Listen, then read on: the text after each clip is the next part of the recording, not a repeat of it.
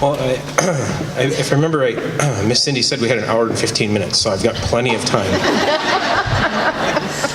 No, actually, I feel a little bit constrained. No. Well, I was talking to Cindy too earlier that there's so much of this story.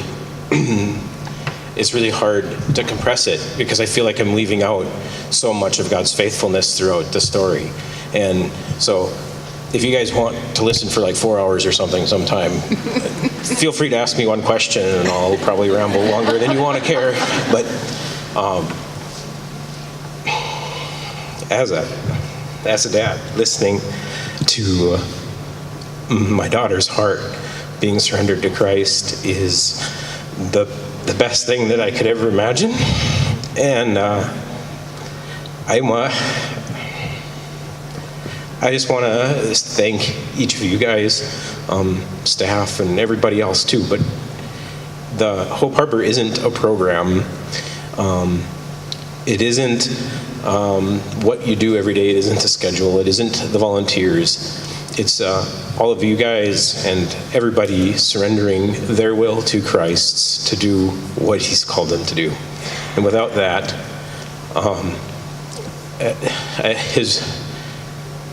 His Spirit isn't working, right? So that's what it is. And so I thank you guys for your commitment and your surrender to enable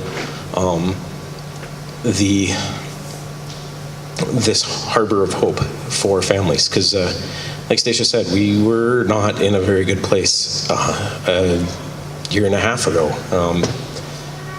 And from my side of the story, I really firmly believe in my heart of hearts that without Hope Harbor and without that experience and without Christ getting a hold of her heart, we wouldn't have her with us today. That's just the point we were at.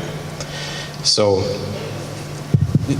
obviously the huge impact there, but Hope Harbor is also more than just healing the hearts of the girls that are in the program. And when I called the first time and talked, I was both Heather and I were both in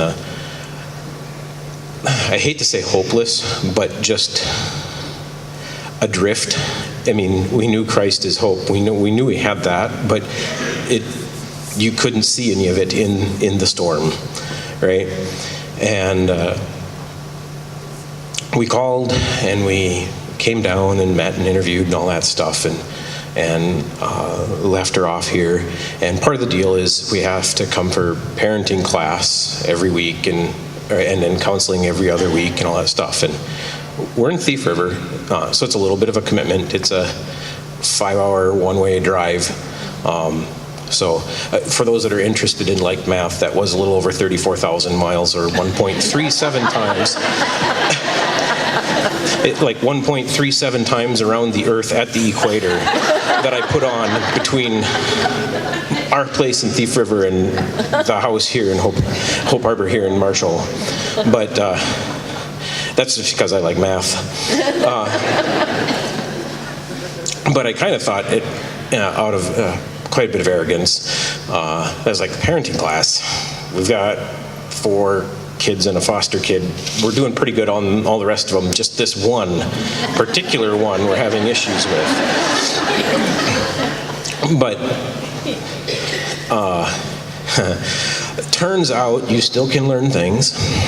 No, but I guess really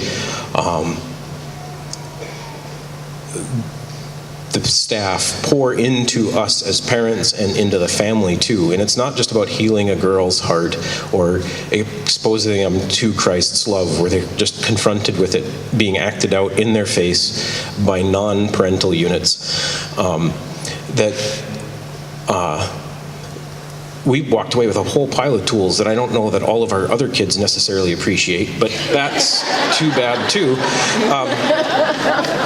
But the approach of bringing the whole family together and not trying to put all of the work on the girls is huge, and it was just an amazing experience. And I am changed, my family has changed, and all for the better. It's amazing to me.